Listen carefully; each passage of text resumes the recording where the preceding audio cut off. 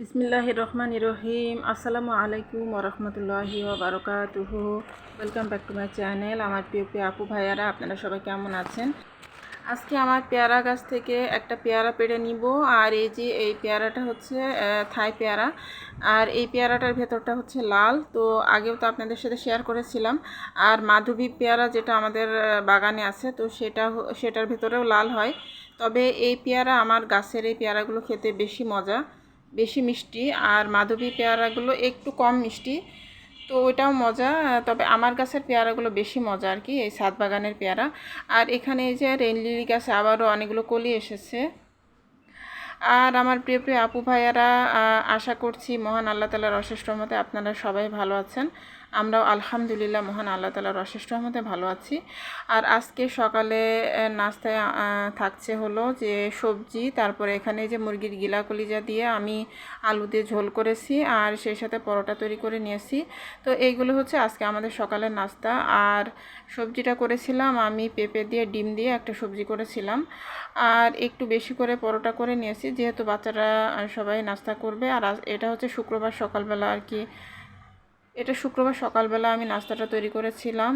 তো এগুলোই ছিল আমাদের শুক্রবার সকালবেলা নাস্তা। আর এই তো নাস্তা করার পরে আমি এখন এই যে চা করে নিয়ে চলে এসেছি আমার বেডে। আর বাইরের দৃশ্যটাগুলো দেখছিলাম, জানালাটা খুলে তারপর বাইরের দিকে তাকিয়ে দেখছিলাম। আর এই যে দেখুন, বাইরে কিন্তু বিল্ডিংটা অনেকটাই উপরে উঠে গেছে।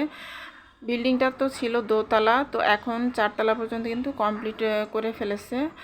আর এরপরে করবে 5তলা, তারপরে হয়তো বা 6তলা পর্যন্ত করবে। তো 6তলা পর্যন্ত যদি করে তাহলে আমরা আর কোনো বাতাস পাবো না। আপনারাও তো দেখেছেন আমরা এই জানালা দিয়ে কত বাতাস পাই, কত আলো বাতাস আমরা পাচ্ছিলাম।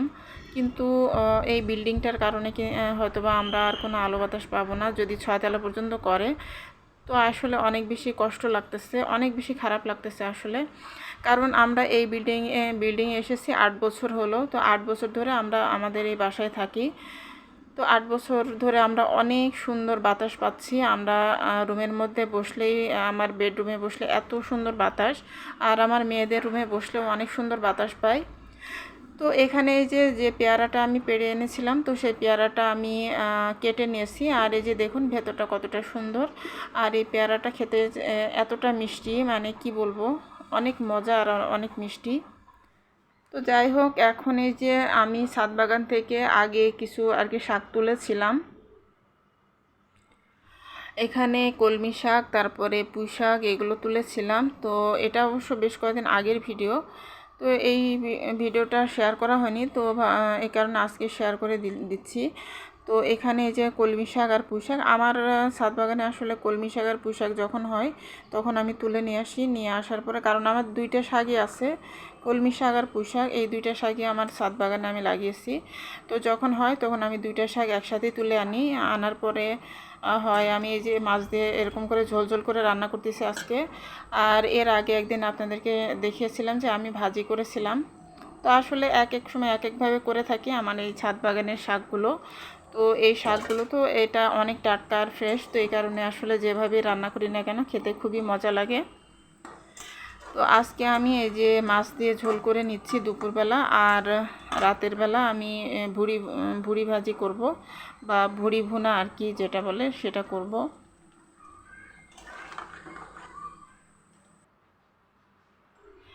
তো ভুড়ি ভাজিটা তো খেতে খুবই মজা লাগে।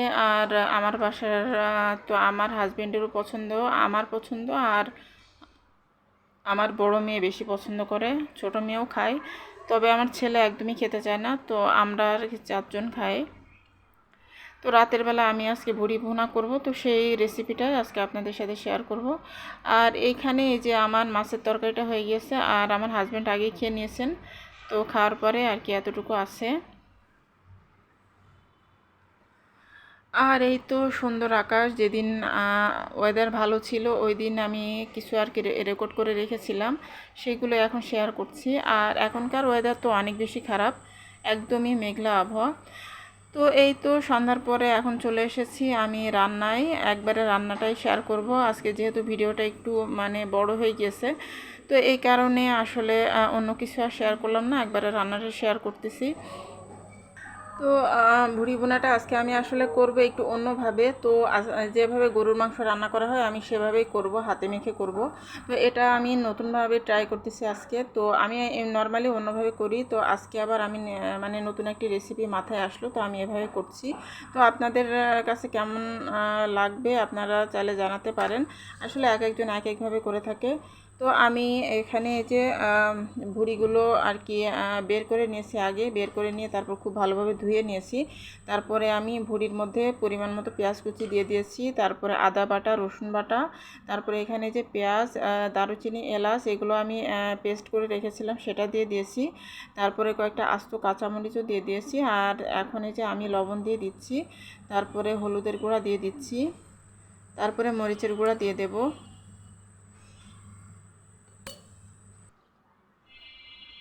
এই তো এখন এই যে আমি মরিচের গুঁড়াটাও দিয়ে দিলাম, আর মরিচের গুঁড়াটা বয়মে শেষ হয়ে গেছে, তো আবার পরে ঢেলে এরপরে আমি আবার দিয়েছিলাম।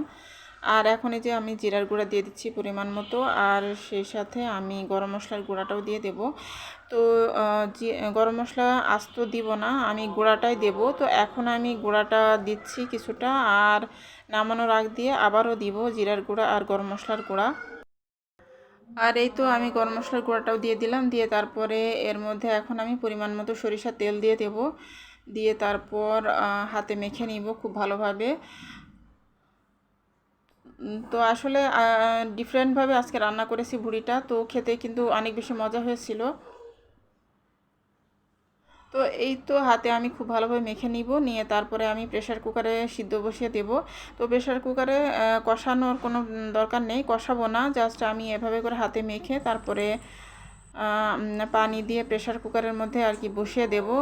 আর আমি ঢাকনা দিয়ে ঢেকে 9টা সিটি দিব। 9টা সিটি দিলে ভুড়িগুলো ভালোভাবে সিদ্ধ হয়ে যাবে। তারপরে আমি নামিয়ে বাগার দিয়ে দেব। তো এটাই হচ্ছে রান্নার মূল প্রসেস। তো এভাবে আমি রান্নাটা করে নিব। আর আমার প্রিয় প্রিয় আপু ভাইয়ারা যারা আমার ভিডিওটি দেখা শুরু করেছেন, একটা লাইক দিয়ে প্লিজ ভিডিওটি কন্টিনিউ করবেন। আর আমার কথার মাঝে যদি কোনো ভুল ত্রুটি হয়ে থাকে অথবা আমার ভিডিওতে যদি নয়েজ আসে, তাহলে আপনারা প্লিজ ক্ষমা সুন্দর দৃষ্টিতে দেখবেন। আর নতুন আপু ভাইয়ারা যারা আমার ভিডিওটি দেখবেন, তাদের কাছে যদি আমার ভিডিও একটুও ভালো লাগে, তাহলে আপনারা চাইলে আমার চ্যানেলটি সাবস্ক্রাইব করে আমার চ্যানেলের সাথে থেকে যেতে পারেন, আর আমাকে একটু সাপোর্ট করতে পারেন, আর আমাকে এগিয়ে নিতে একটু সহযোগিতা করতে পারেন। তো আমি এই তো ভুড়িগুলোকে সিদ্ধ করে নিয়েছি। তো ভুড়িটা ভুড়িটা সিদ্ধ বসিয়ে দিয়েছিলাম, তো সিদ্ধ হয়েও গিয়েছে। আর এই যে সিদ্ধ করার পরে আমি নামিয়ে নিয়েছি, আর এই যে এরকম হয়েছে, এখন কালারটা এরকম এসেছে। আর এখন এই যে আমি বাগার দিয়ে দেব। তো বাগার দিয়ে দেওয়ার জন্য আমি খুব বেশি মশলা দেবো না, জাস্ট খালি পেঁয়াজ, রসুন, আর এই যে এখানে একটু ফোড়ন দিয়ে দিয়েছি। সরিষার তেলের মধ্যে আমি জিরা, মেথি আর তেজপাতা দিয়ে ফোড়ন দিয়ে দিয়েছি। তারপরে রসুন কুচি দিয়ে দিলাম, আর এখন কিছুটা আর কি পেঁয়াজ দিয়ে দিব। আর যেহেতু প্রথমে আমি সব ধরনের মশলা দিয়ে ভালোভাবে মেখে নিয়েছিলাম, তো এই কারণে এখন অন্যান্য মশলা আর দিব না, জাস্ট বাগার দেওয়ার জন্য এই মশলাগুলো দিয়েছি।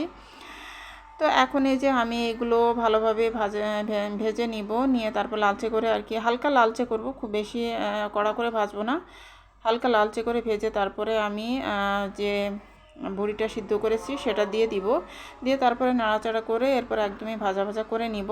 তো আপনারা দেখতে থাকুন। আর আমি তো বিকালবেলা আজকে ভয়েস দিচ্ছি, তো এই কারণে আমাদের মসজিদে জামাতে নামাজ আদায় করা হচ্ছে, তো সেটারই সাউন্ড আসতেছে। তো আপনারা আপনাদের কাছে যদি সমস্যা হয়, আপনারা প্লিজ ক্ষমা সুন্দর দৃষ্টিতে দেখবেন। তো এই তো হয়ে গেল আমার পেঁয়াজটা মোটামুটি আর কি ভাজা হয়ে গিয়েছে। আর একটু ভাজা হলে তারপরে আমি নামিয়ে ভুড়িটা দিয়ে দেব। তবে ভুড়িটার মধ্যে পানিটা একটু বেশি পড়ে গিয়েছিল, আর একটু কম পানি দিলে ভালো হতো। তো পানিটা শুকাতে গিয়ে অনেকটা সময় লেগে গিয়েছে, আর একটু কম পানি হলে ভালো হতো। তো এই যে দেখুন, এখানে আমি ভুড়িগুলো দিয়ে দিয়েছি। আর এই তো ভুড়িগুলো দিয়ে তারপরে আমি নাড়াচাড়া করে এখন এই যে জাল করে নিচ্ছি। আর জাল করে এই পুরোটা পানি আমি একদম শুকিয়ে ফেলবো। আর পানিটা একটু বেশি হয়ে গিয়েছিল, তো অনেকক্ষণ ধরে আমি জাল করে তারপরে ভুড়িটা আর পানিটা শুকিয়ে ফেলেছি। আর এই যে এখন পানিটা শুকিয়ে কিন্তু একদমই তেল উপরে উঠে আসতেছে। আর আমাদের এই ভুড়িতে কিন্তু তেল একদমই কম ছিল, যার কারণে কিন্তু মানে তেল উঠে নাই খুব একটা। আমি অনেক তেল তেল দিয়েছি, কিন্তু তারপরেও দেখা যাচ্ছে যে তেলগুলো সব টেনে নিয়েছে। আর ভুঁড়ির মধ্যে যদি চর্বি থাকে তাহলে সেক্ষেত্রে কিন্তু তেল অনেক বেশি বের হয়। আর আমার এই ভুঁড়ির থেকে কিন্তু তেমন একটা তেল বের হয়নি। তো যাই হোক, এই তো আমার ভুঁড়ি ভুনাটা প্রায় হয়ে আসতেছে। আর আমি এই পর্যায়ে আবারও কিছুটা জিরার গুঁড়া আর গরম মশলার গুঁড়া দিয়ে দেব, দিয়ে তারপরে নাড়াচাড়া করে নামিয়ে নেব। আর যেহেতু আমি কড়াইতে দিয়েছিলাম, আর নন স্টিকি কড়াইতে দিইনি, আমি নর্মাল কড়াইতে দিয়েছিলাম, তো এই কারণে নিচের থেকে লেগে যাচ্ছিল। আর এই কারণেই আমি এখানে নামিয়ে একটা প্যানের মধ্যে দিয়ে তারপরে ভাজা ভাজা করে নিব। তো এই প্যানের মধ্যে দেওয়াতে আর নিচে লাগতেছে না, তো এই কারণে ভালো হচ্ছে। আর না হলে নিচে লেগে গেলে নাড়াচাড়া করতে অনেক সমস্যা হয়। আর এই তো আমি জিরার গুঁড়া গরম মশলার গুঁড়া আবারও দিয়ে দিচ্ছি, দিয়ে তারপরে নাড়াচাড়া করে আরও কিছুক্ষণ চুলার পারে রেখে নামিয়ে ফেলবো। তো এই তো হয়ে গেল আমার মজাদার ভুঁড়ি ভুনা। আর আমি আজকে এভাবে একটু অন্যভাবে আর কি একটু অন্যভাবেই ভুঁড়িটা ভুনা করে নিলাম। আর যেটা বলছিলাম যে আমরা এই বিল্ডিংয়ে এসেছি 8 বছর ধরে। তো 8 বছর ধরে আমরা এই বিল্ডিংয়ে আছি। আর আমরা এখানে অনেক আরামে আছি। আর আমরা 6 তলার উপরে থাকার কারণে আমাদের এখানে আলো বাতাসের কোনো কমতি নেই। পরিবেশটা খুবই সুন্দর, চারিদিক থেকে প্রচুর বাতাস আসে। তারপরে ছাদ বাগানে আমরা যখন যাই তখন আমরা ছাদের বাতাসটা পাই। ছাদে সবসময় বাতাস থাকে। ছাদটাও অনেক সুন্দর আর অনেক বড় খোলামেলা। কিন্তু আসলে এখন এই পাশে বিল্ডিংটা করার কারণে এখানে আমাদের খুবই সমস্যা হয়ে যাবে। এখন আপাতত 4 তলা পর্যন্ত করেছে, তো যখন 6 তলা পর্যন্ত করবে, আল্লাহ আল্লাহ করতেছি যেন 6 তলা পর্যন্ত না করে। তো তারপর যদি করে ফেলে তাহলে আর আমরা আলো বাতাস একদমই পাবো না। তো জানি না আসলে কি করবে। তো এটা নিয়ে আসলে অনেক টেনশনে আছি। আর একদম গা ঘেঁষা বিল্ডিং হলে খুবই সমস্যা হয়। এমনিতে আলো বাতাস থাকবে না, তার উপরে দেখা যাবে যে পাশের বিল্ডিংয়ের লোকজন দেখা যাবে, তো খুবই সমস্যা হবে। জানি না কি হবে আমাদের সামনে, কি হবে জানি না। যদি অনেক বেশি সমস্যা হয় তখন হয়তো বা আমাদের এই বাসা ছেড়ে দিতে হবে। আর বাসা চেঞ্জ করা তো অনেক বেশি ঝামেলার। আমি তো বাসা চেঞ্জ করার কথা একদম শুনতেই পারি না, কারণ বাসা চেঞ্জ করতে গেলে অনেক বেশি ঝামেলা হয়। আর আমি তো একদমই ঝামেলা করতে পারি না। আর আমার ঝামেলা করলে আমি মানে অসুস্থ হয়ে পড়ি, অনেক বেশি টায়ার্ডনেস চলে আসে, দুর্বলতা চলে আসে। তো আমি আসলে একদমই মানে ঝামেলা বেশি করতে পারি না, শরীরে কুলায় না আর কি। তো জানি না আল্লাহ তাআলা আমাদের জন্য কি লিখে রেখেছেন। তো যাই হোক, যেটাই হয় আপনারা তো দেখবেনই, আপনাদের সাথে শেয়ার করবো ইনশাল্লাহ। তো এই তো হয়ে গেল আমার মজাদার ভুড়ি ভুনা। আর আমি একটু ডেকোরেশন করে তারপরে একটু রেকর্ড করে নিচ্ছি। আর কেমন হয়েছে আমার ভুড়ি ভুনা, তো আপনারা চাইলে কমেন্ট করে জানাতে পারেন। তো এই ছিল আজকের মতো আমার ভিডিওতে। তো আজকের মতো এখান থেকে বিদায় নিচ্ছি। আল্লাহ হাফেজ।